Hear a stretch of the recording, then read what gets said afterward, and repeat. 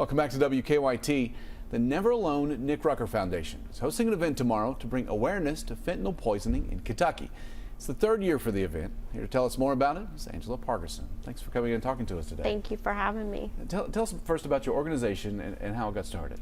Okay, so it's the Never Alone Nick Rucker Foundation. We started the foundation in 2022 after I lost my son Nick, April 23rd, 2021 to fentanyl poisoning. I started it with another mom who lost her son Chase to fentanyl poisoning within, I think, 3 months after Nick had passed away from fentanyl poisoning. And you were telling me there's some differences between fentanyl poisoning and other issues? Right. The National Fentanyl Prevention and Awareness Day is August 21st, and it's specifically to bring awareness to fentanyl poisoning because fentanyl has changed everything about the culture and drugs. It's poisoned the drug supply. So it's very important to get the message out because a lot of people, they'll hear the word overdose and they'll assume that it means you took too much of a substance, and that's not the case. A lot of times people just don't know what they're consuming or an amount. If someone could have been consuming a certain product for a certain amount of time, it can change in an instant and they can instantly die and have they couldn't see it coming. My son thought he purchased a prescription pill that he took half of and it killed him. We had never heard of fentanyl, and it's our mission to make sure that people know, because kids are dying in their homes. If people, just by touching a surface, you can die. Children are dying just from smoking marijuana or trying a pill for once, or if someone has struggled with an addiction long term, they can die in an instant even if they use the same amount of a product they always had.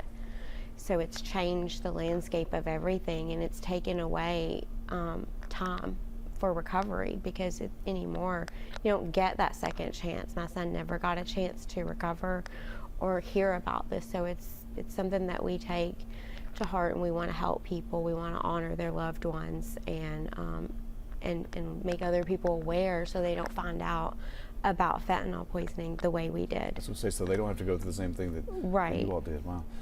Tell me about the event. It's in Bardstown? Yes. So it's the it's the Never Alone Nick Rucker Foundation Fentanyl Poisoning Awareness Event. It's the third year we've had it. The first year we had it in Frankfort at the Capitol. This is the second year we've had it in Bardstown because, as I'm sure you know, Louisville is #1 in the state for fentanyl poisoning, Lexington #2, and Bardstown is really that central location. And of course, Kentuckians are affected all over, and we have members from all across the state that come, and we try to keep it in that centralized location.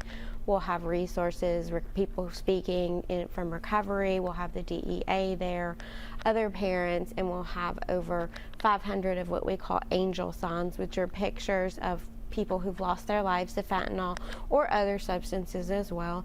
And we will also have national banners from the Lost Voices of Fentanyl that they have donated to us to show and display, and there's 44 of those that display 100 people each. So you're talking like over 1,000 faces represented, and it's not even coming close to the amount of people that we've lost. You hear it called numbers a lot, but we want to remind people they're not numbers, they're our loved ones, they're your loved ones, and we want to do whatever we can to support people through the grief and to keep people from being in our position.